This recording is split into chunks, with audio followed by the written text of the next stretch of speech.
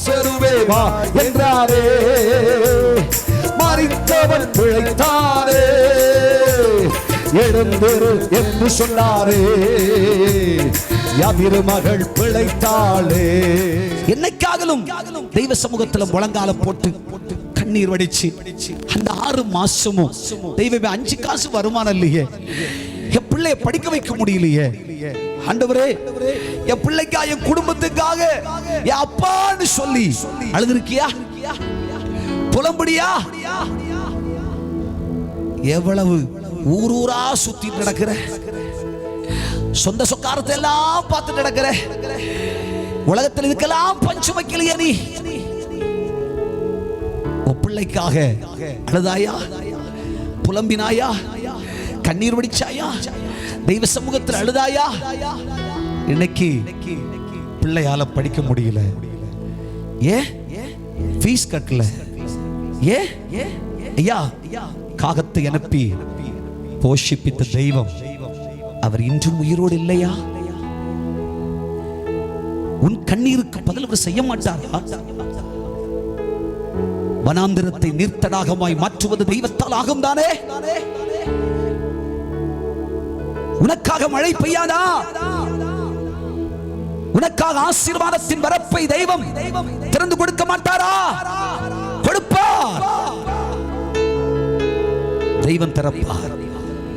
அது எப்படியாகிலும் எந்த நிலையிலாகிலும் தெய்வம் உனக்கு செய்வார்.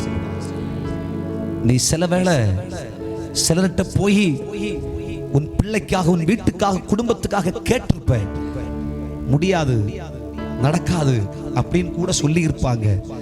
ஆனா உன் கண்ணீரின் ஜெபம் இருக்கிறதே, உன் ஸ்தோத்திரம் இருக்கிறதே, நீ தெய்வ சமூகத்தில் அழுது புலம்பினால் ஃபீஸ் கட்ட வேண்டிய கடைசி நாள் வரும் பாரு. அந்த 12 மணி நேரம் வர்றதுக்கு முன்னாடி கர்த்தர் செய்ய வேண்டியதை கர்த்தர் செஞ்சு கொடுப்பார். இரக்கத்தையும் தயவையும் பாசத்தையும் அன்பையும் தெய்வம் உனக்கு உருவாக்கி கொடுப்பார். தேவனுடைய பிள்ளை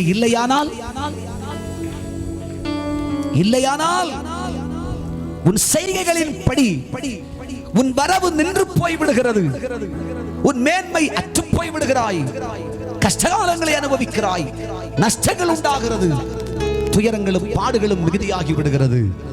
சஞ்சலத்தால் நாவரண்டு அழ ஆரம்பிச்சிடுற, ஒரு வீட்டில் வாழ முடியல, ஒரு இடத்துல தங்க முடியல, ஒரு வேலையை சரியா பார்க்க முடியல, ஒரு சம்பளம் வரமாட்டேங்குது, பிள்ளை நினைச்சா அது வேற கஷ்டம், எல்லாம் ஒரே நெருக்கமும் சஞ்சலமும் வேதனையுமாய் போச்சு.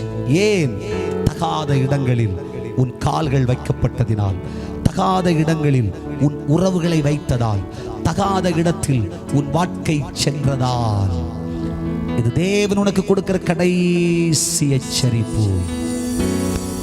லாசருவே வா என்றாரே, மரித்தவன் பிழைத்தாரே, எழுந்திரு என்று சொன்னாரே, யாதிரு மகள் பிழைத்தாளே.